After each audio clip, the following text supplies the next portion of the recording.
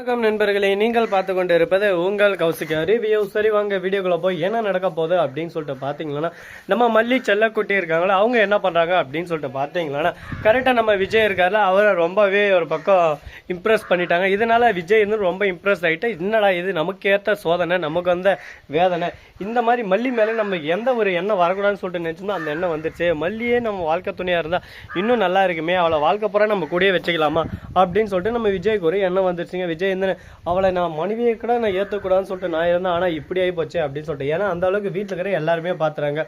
ஒரு பக்கம் நம்ம ராஜேஸ்வரி இருக்காங்களா, அவங்க எழுந்து மன்னிப்பு கேட்குறாங்க. என்ன மன்னிச்சிரு, நான் பண்ணது எல்லாமே தப்பு தான், உன் மேலே நான் அளவு கடந்த பாசம் வச்சுட்டேன் அப்படி இப்படின்னு சொல்லிட்டு ஒரு பக்கம் கோபமாக இருந்தேன். அதெல்லாமே நீ பொருட்படுத்தாமல், ஆனால் நீ எனக்காக பார்த்தியா, ஒரு உடம்பு சரியில்லைன்னு சொல்லிட்டு தெரிஞ்சதுமே எனக்காக காலை பிடிச்சி விட்டு ரொம்பவே எனக்காக அரவணைப்பாக பார்த்துக்கிட்டேன்.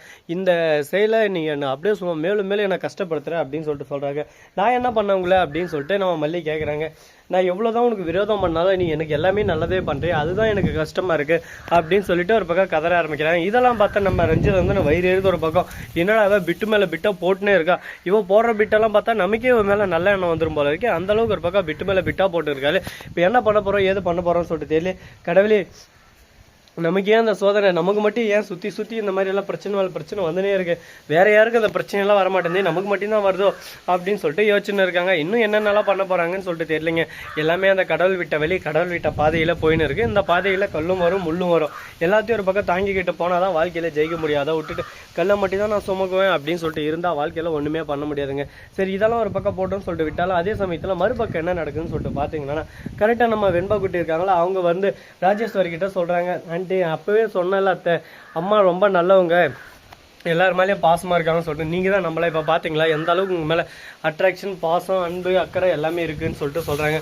இதை கேட்டது சரி ஓகே, நீ சொன்னது கரெக்டு தான் அப்படின்னு சொல்லிட்டு சொல்கிறாங்க. அதே சமயத்தில் உள்ள இந்த மாதிரி தட்டு தொவுக்குன்னு விழுந்துருதுங்க. நம்ம ரஞ்சித் தட்டை கீழே போட்டுறாங்க.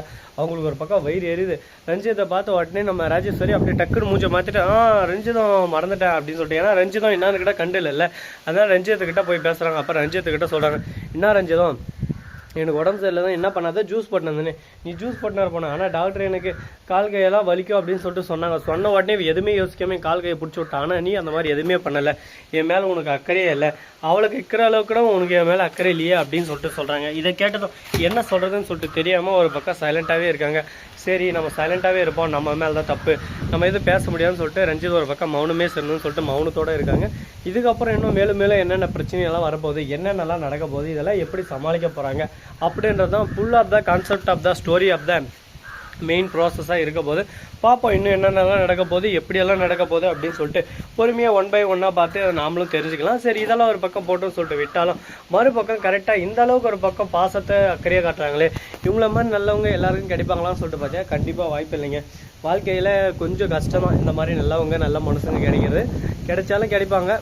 ஸோ நண்பர்களே, இந்த வீடியோ பிடிச்சிருந்தா லைக் பண்ணுங்கள், கமெண்ட் பண்ணுங்கள், ஷேர் பண்ணுங்கள், டிண்டிங் பெல்லை தட்டி விட்டு போங்க.